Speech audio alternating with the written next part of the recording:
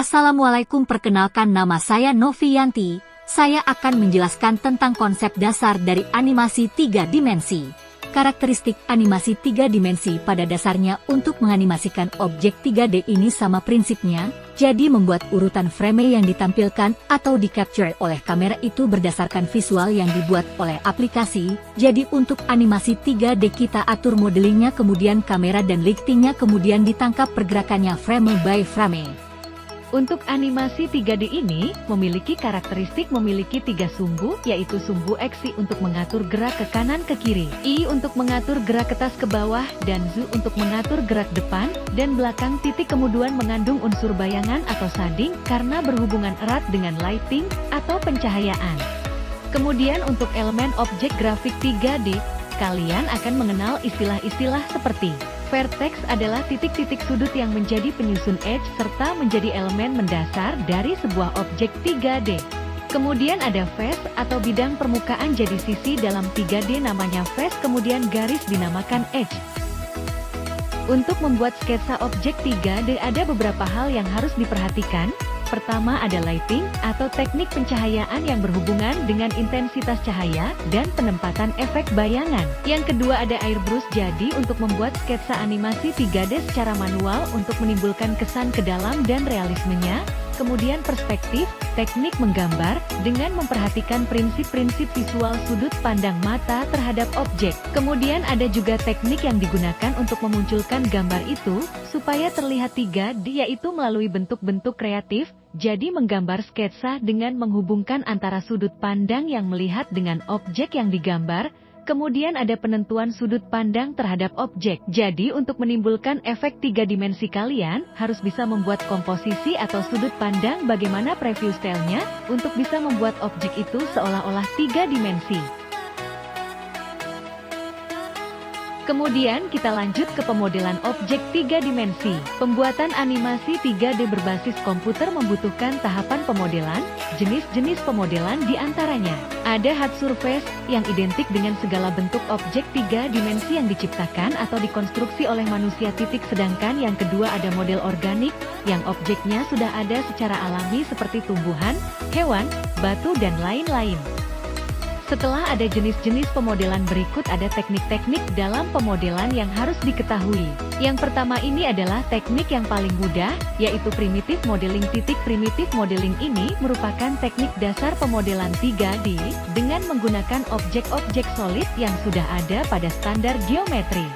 Kemudian ada polygonal modeling, disebut juga sculpting atau memahat, karena teknik ini menyerupai memahat atau pahatan.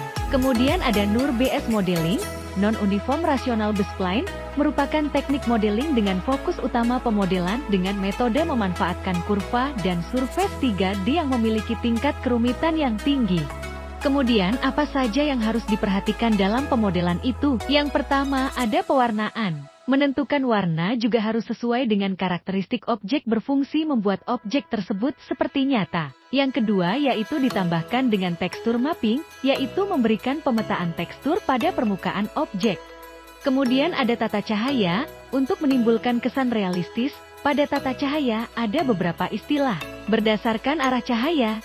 Yang pertama ada top light, yaitu jenis cahaya yang datang dari atas objek.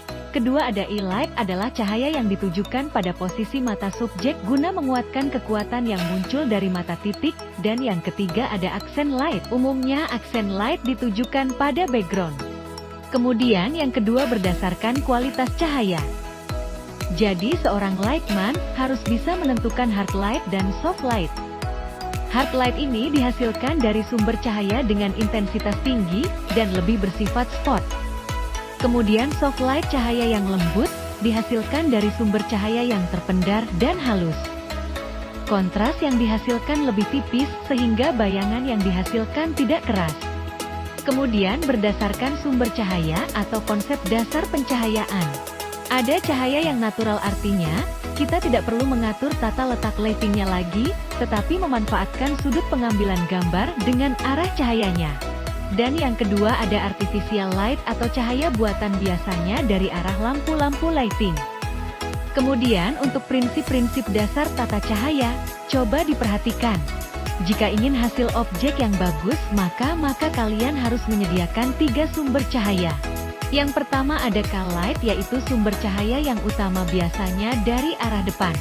Kemudian ada fill light, gunanya untuk menghapus bayangan yang timbul akibat car light.